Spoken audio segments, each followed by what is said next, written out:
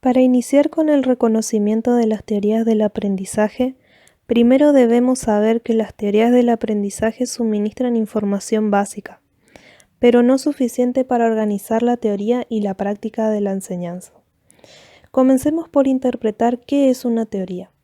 Se puede definir a la teoría como un conjunto científicamente aceptable de principios que explican un fenómeno.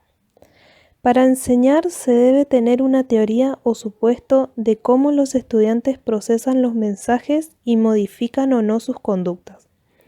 La actividad de enseñar necesita apoyarse en una concepción acerca del modo en el que el sujeto aprende. Por eso el docente que sabe qué teoría profesa tiene fundamentos para tomar decisiones en sus prácticas.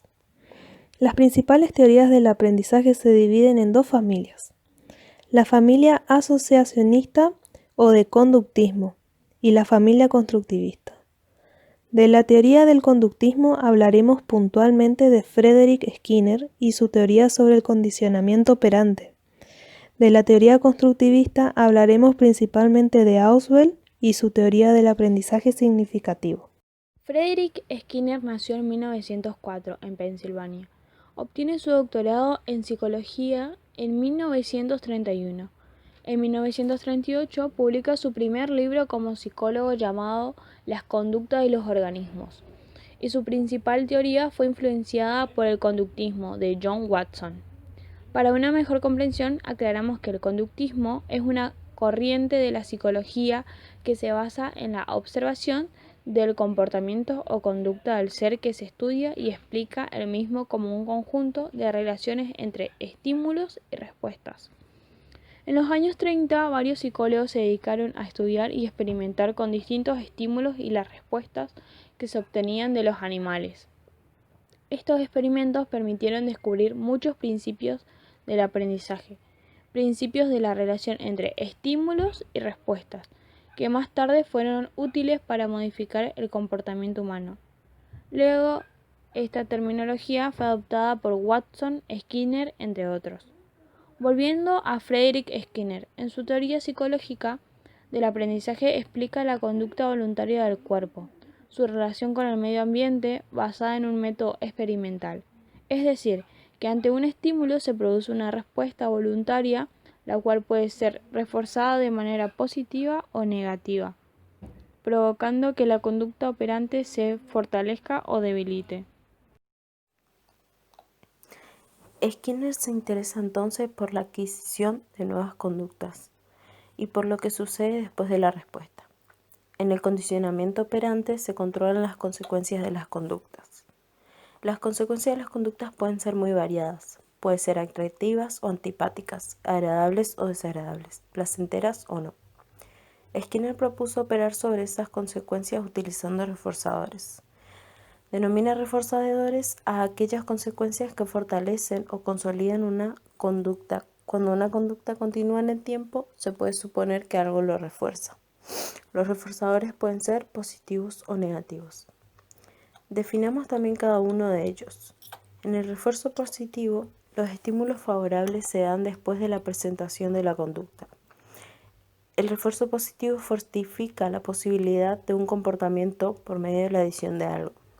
Por ejemplo, estudiaste mucho y obtuviste un 10 en el examen de matemática. Tu mamá te recompensa invitándote a comer en tu restaurante preferido. Después de esto, estudias mucho una vez más y también obtenés un 10 en tu examen de historia. Tu mamá te recompensa yendo con vos a ver una película que te gusta. Para tus próximos exámenes, estudias mucho nuevamente. En el refuerzo negativo, se fortalece la conducta por la eliminación o evitación de un estímulo desagradable para la persona. Los refuerzos negativos, una persona puede escapar de una situación que le resulta incómoda o displacentera. Es posible que reitere esa conducta en situaciones parecidas. Por ejemplo, el profesor no registra la asistencia del alumno en el libro de asistencia si el mismo no guarda silencio y espera ser llamado por él al finalizar la clase. ¿Cómo la teoría conductista se refleja en la educación? Es necesario que en el ámbito educativo los docentes conozcan los supuestos ideológicos que sostienen su práctica. tanto para tener conciencia del proceso didáctico que ocurre en el aula, como para procurar obtener mejores resultados en el proceso de enseñanza-aprendizaje. Lo desarrollado por Frederick Skinner, el condicionamiento operante, es una forma de aprender por medio de recompensas y castigos. Este tipo de condicionamiento sostiene que una determinada conducta y una consecuencia, ya sea por un premio o castigo, tiene una conexión que nos lleva al aprendizaje. Ahora hablaremos de David Ogden y su teoría del aprendizaje significativo. David Ogden nació en Estados Unidos en el año 1918. Fue psicólogo y pedagogo, una de las personalidades más importantes del constructivismo. Él fundó la teoría del aprendizaje significativo, en el cual valora la experiencia que tiene el aprendiz en su mente. A diferencia de la teoría conductista, Ogden afirma que el aprendizaje humano va más allá del cambio de conducta. Conduce a un cambio del significado de la experiencia. Planteó que el aprendizaje del alumno depende de la estructura cognitiva previa que se relaciona con la nueva información. Debe entenderse por estructura cognitiva al conjunto de conceptos, ideas que un individuo posee en un determinado campo de conocimiento, así como su organización. Se dice que un aprendizaje es significativo cuando una nueva información se conecta con un concepto relevante, preexistente en la estructura cognitiva del alumno, siempre y cuando los conceptos sean claros, y esos conceptos se puedan relacionar con el nuevo conocimiento. Por ejemplo, si conocemos cómo operar la suma y la resta, multiplicación y división, el número en ceros formaría parte de nuestro conocimiento previo, y al encontrarnos con la nueva unidad de estudio, denominada polinomio, sabremos cómo sumar, multiplicar y dividir polinomios. Vemos cómo se produce una interacción entre los conocimientos más revelantes de la estructura cognitiva y las nuevas informaciones.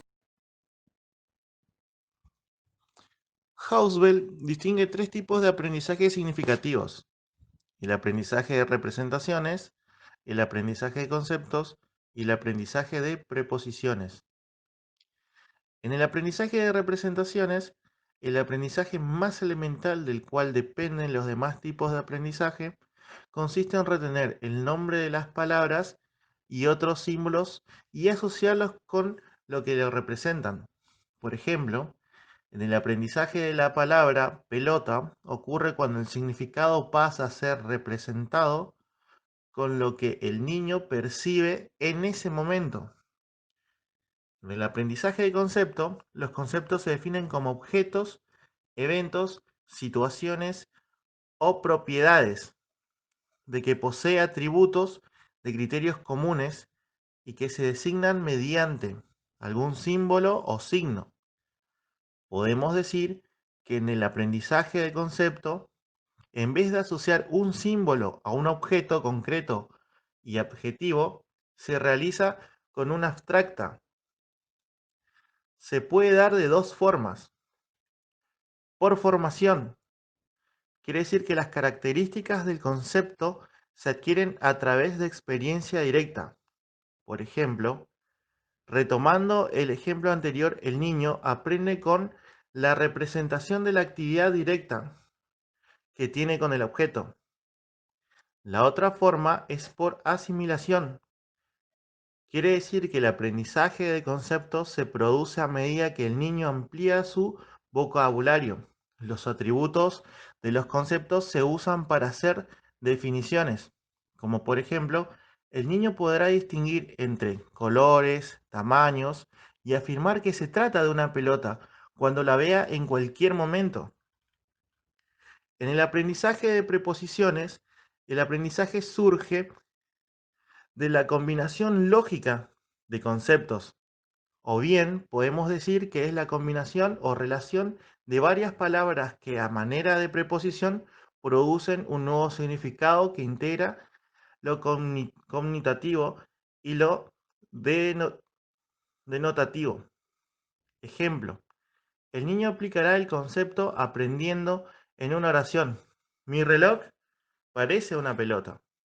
En conclusión, El conductivismo se basa en la observación del comportamiento o conducta del ser que se estudia y que se explica el mismo como un conjunto de relaciones entre estímulos y respuestas.